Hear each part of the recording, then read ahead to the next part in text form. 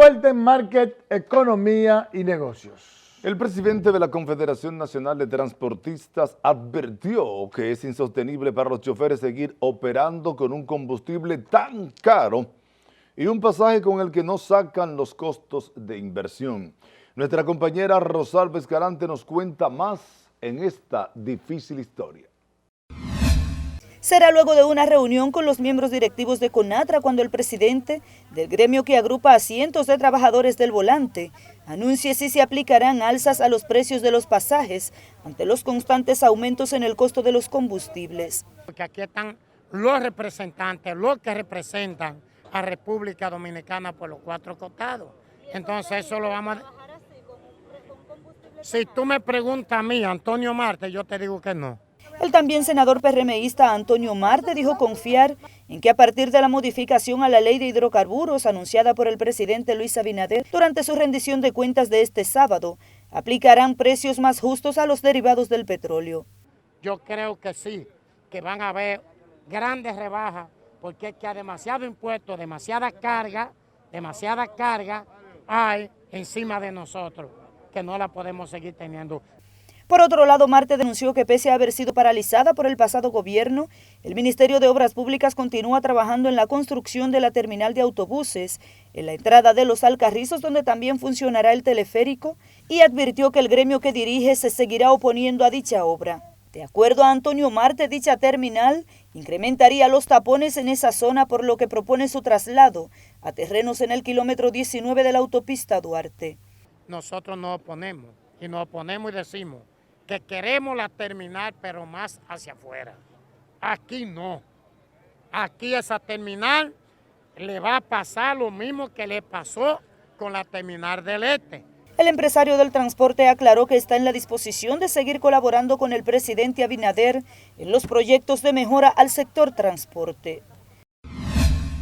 Gracias, Rosalba Escalante. A propósito del tema, expectativas y posiciones diferentes se han surgido entre los legisladores en torno a la propuesta del presidente Luis Abinader de modificar la ley de hidrocarburos. Jonan González tiene la historia. El presidente de la Cámara de Diputados, Alfredo Pacheco, consideró que se hace necesaria una revisión de la ley de hidrocarburos 112-00, como lo ha propuesto el presidente de la República, Luis Abinader.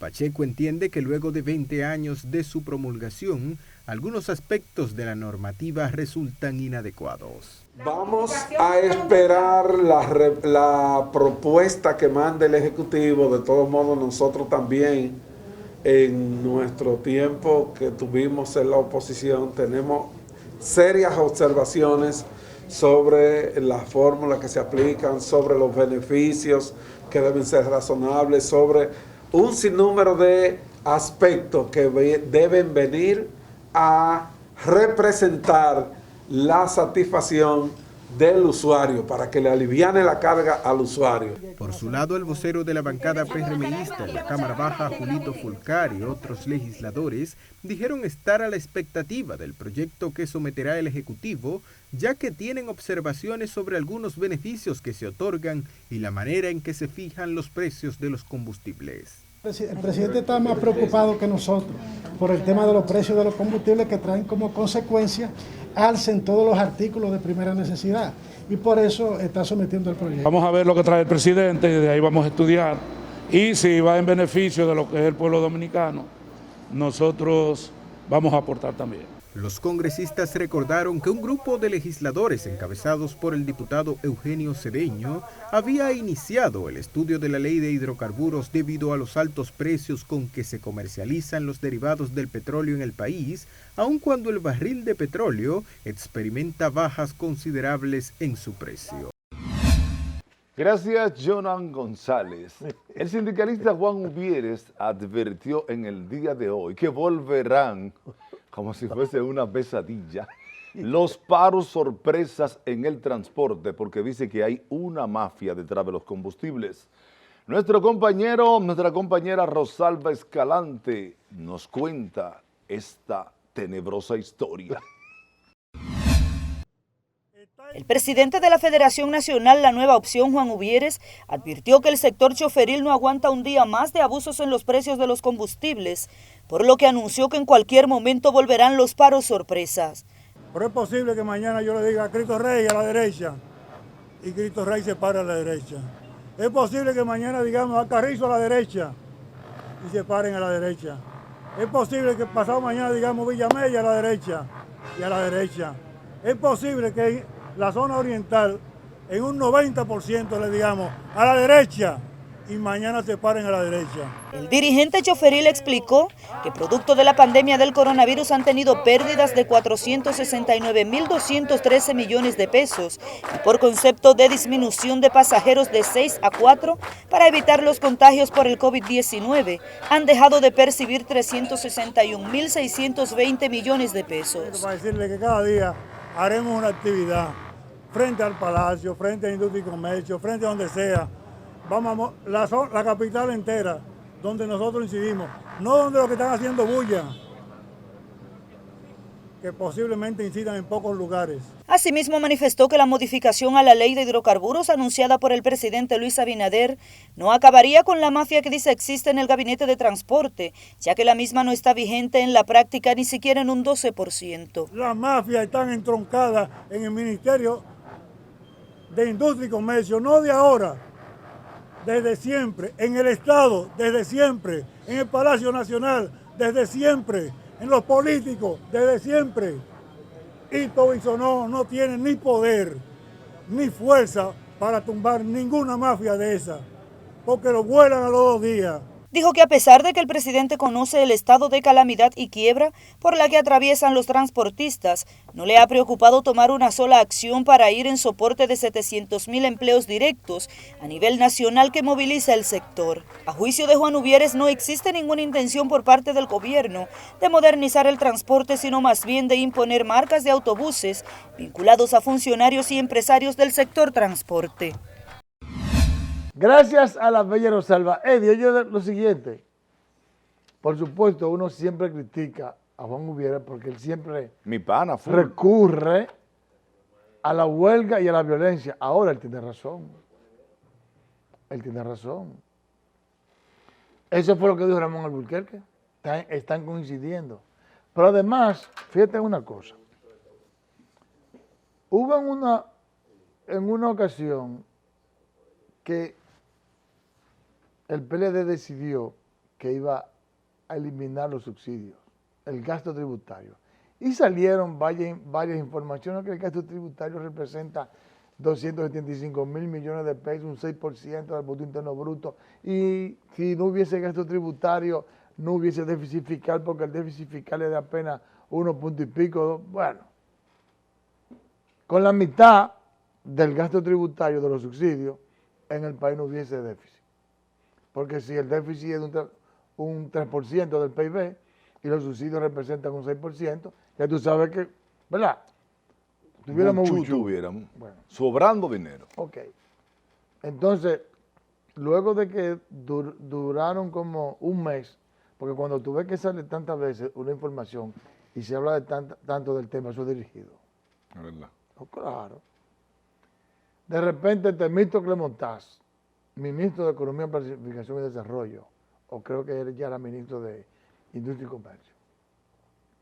No es verdad, hay que quitar los subsidios. Pero nada más se lo quitaron a los transportistas. A los transportistas solamente. Pero ¿qué pasa?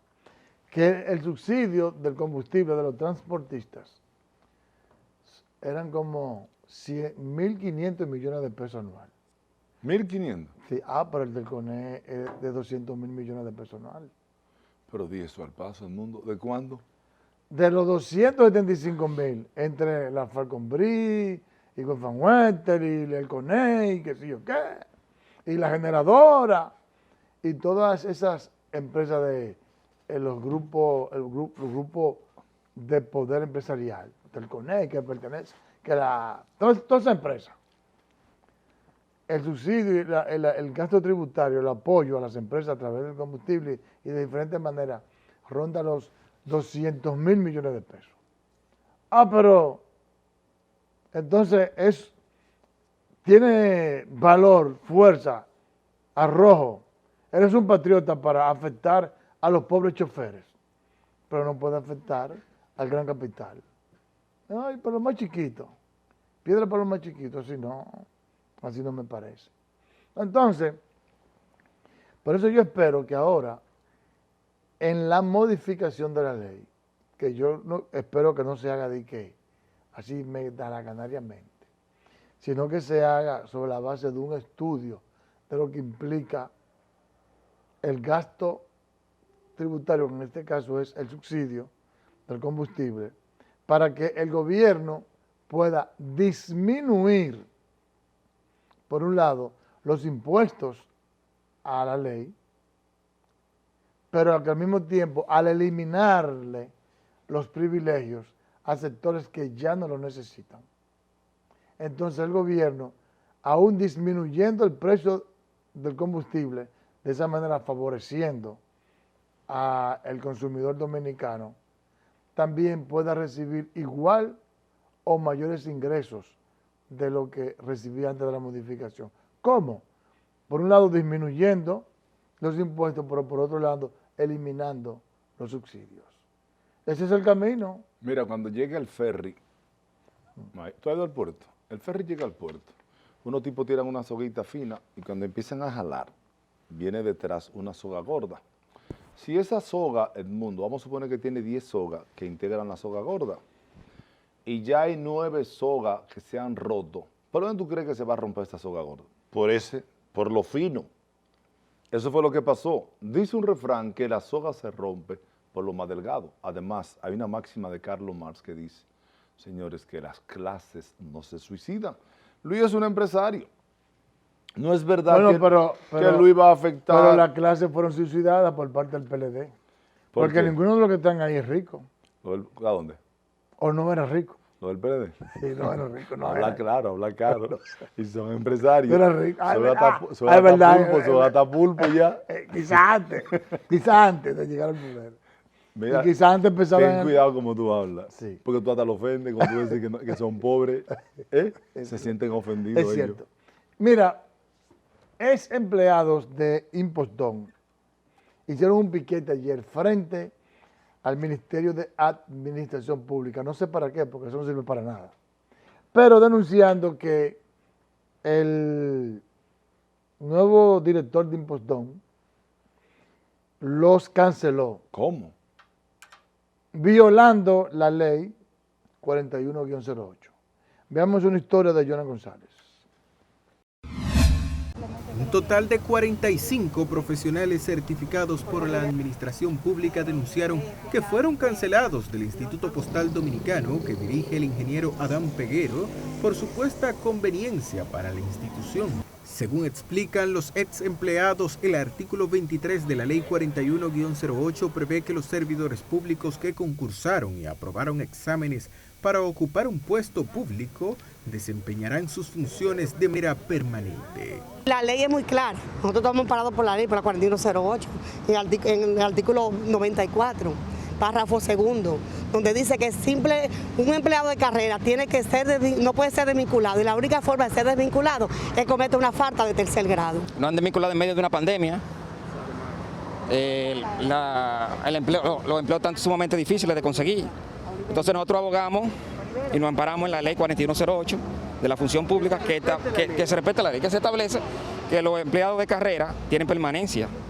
Los servidores que llevaban entre 28 y 12 años laborando en el Impostón solicitaron al Ministerio de Administración Pública revisar la decisión que ha tomado la nueva administración del Impostón y que se les pague el bono por desempeño de años anteriores. Hay un manejo arbitrario, pero yo diría que ese manejo arbitrario por falta de conocimiento, porque son una persona que han demostrado no tener conocimiento en la materia, pero sí entienden que sí lo tienen. Hacer un llamado al presidente Luis Abinader, como él dijo y ha retenido todo el tiempo, nadie está por encima de la ley. Y nosotros somos unos empleados amparados por la ley 4108. Somos técnicos y somos profesionales. Los afectados advirtieron que de no recibir una respuesta que se ajuste a los preceptos legales, llevarán sus casos ante el Tribunal Superior Administrativo con el fin de hacer valer sus derechos. Gracias, Jonan González, te digo gracias, a pesar de la tristeza que genera ese garrotazo que le dieron a ese pobre empleado. Un nutrido grupo de personas residentes en el sector Nuevo Amanecer en Santo Domingo Este realizaron una protesta frente al edificio del Servicio Nacional de Salud en protesta por la desvinculación de unos 20 trabajadores de los centros de primer nivel de atención. Edwin de la Cruz amplía esta otra funesta información.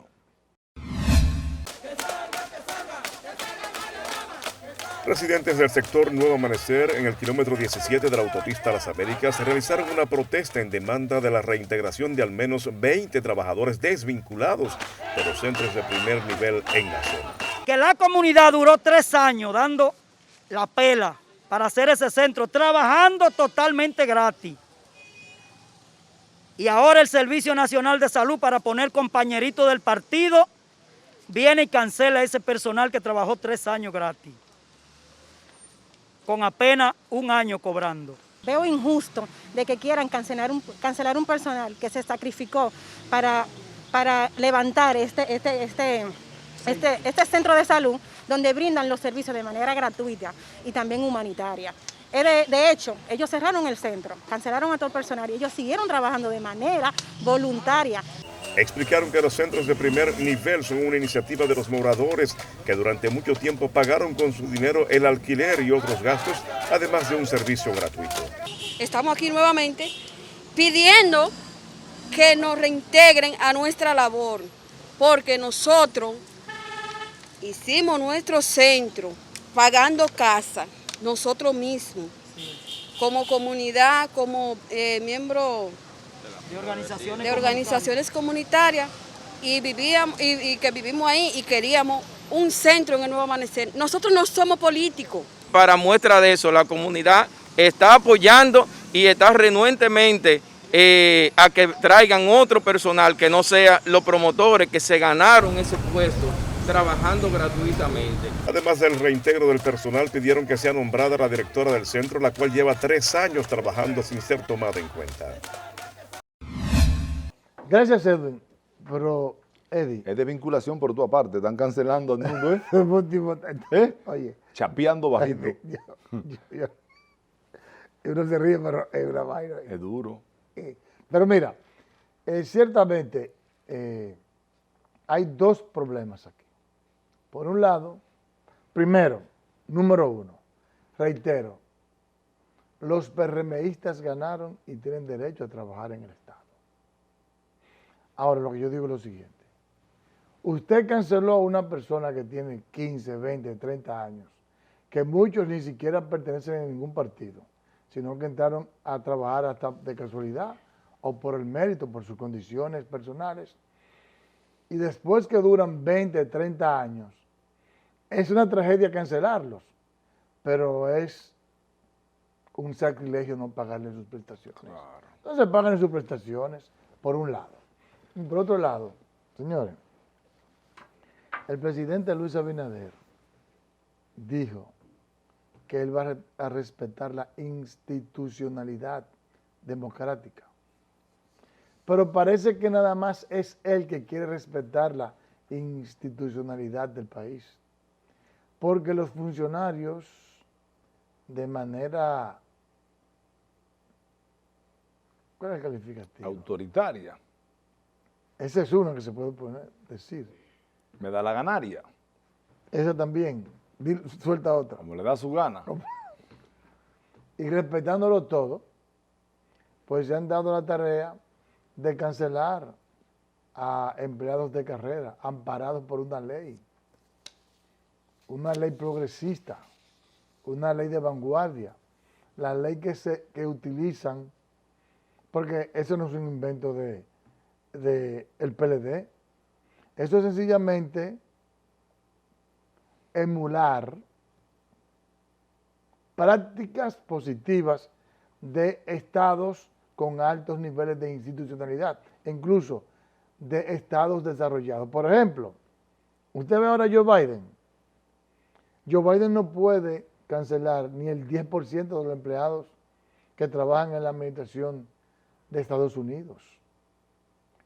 No estamos en el mismo país y se entiende. Ahora, por lo menos ese grupo de empleados que son de carrera, que se lo han ganado con mérito, que el Estado invirtió en ellos para formarlos, vamos a respetar.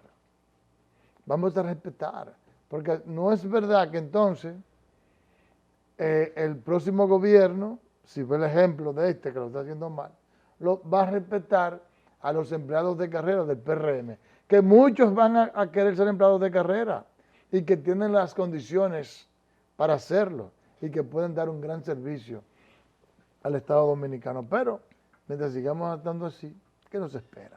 Bueno, si tú quieres, quédate aquí en este país con tantas cancelaciones, pero yo me voy de aquí al recorrido internacional de las noticias económicas internacionales.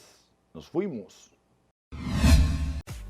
En Argentina, el presidente Alberto Fernández anunció que impulsa una demanda judicial contra el gobierno de su antecesor Mauricio Macri por la irresponsable deuda contraída con el Fondo Monetario Internacional, cuya refinanciación negocia con el organismo crediticio.